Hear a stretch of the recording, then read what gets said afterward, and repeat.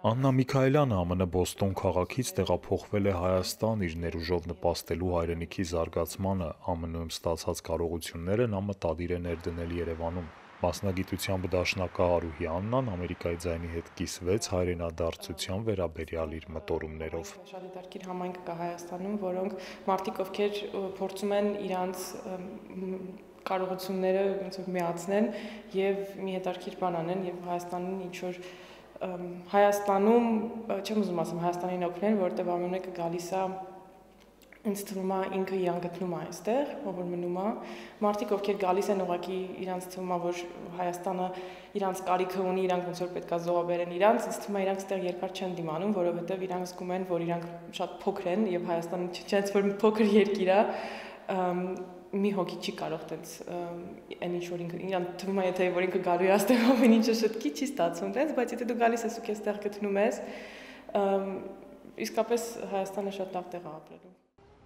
Երբ Աննա Միքայելյանի ընտանիքը Հայաստանից Միացյալ Նահանգներ տեղափոխվեց, նա ընդամենը 12 տարեկան էր։ 90-ականների կեսերի իր Հայաստանից եւ Միացյալ Նահանգներից Աննան հիշում է։ Ինձ թվում է տարբերությունը Հայաստանի եւ Ամերիկայի այն թվերին շատ ավելի շատ էր, քան ստե հիմա, հատկապես ինտերնետով տեղի երեխաները շատ տեղյակ են ամեն ինչից, որը կատարվում է ուրիշ երկրներում, այն ժամանակ մի քիչ շատ ոնց որ լրիվ տարբեր աշխարհներ էին։ Նույնիսկ մենք որ գնացինք, մենք դժվարանում ենք հեռախոսով զանգել, շատ թանկ էր, շատ անգամ նամակներ էինք գրում։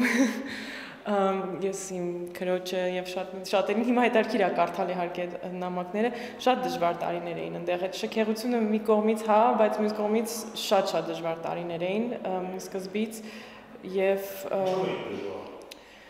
ամեն ինչով իմիգրանտի կյանքը դա կարող է ստեղից է թվում սկզբից որ գնում ես այնտեղ ամեն ինչ լավ է լինելու, բայց ինձ թվում է բոլորի մոտ, բոլոր մարդիկ ովքեր գնացել են տեղափոխվել են ուրիշ երկիր, ոնց որ իմիգրանտի դերով շատ բաներ կան, որ պետք է հաղթարես, հատկապես որ այդքան տարբերություն կա երկրների մեջ, որ պետքա կանոնները սովորես, պետքա հասկանաս, թե ամեն առօրյա մանրուքներից սկսած, դե իհարկե ֆինանսական խնդիրներով մենք որ գնացել ենք, որ ոչ կարող ենք տենց մեզ ոչ մի տենց բան թույլատրել այդ ամենա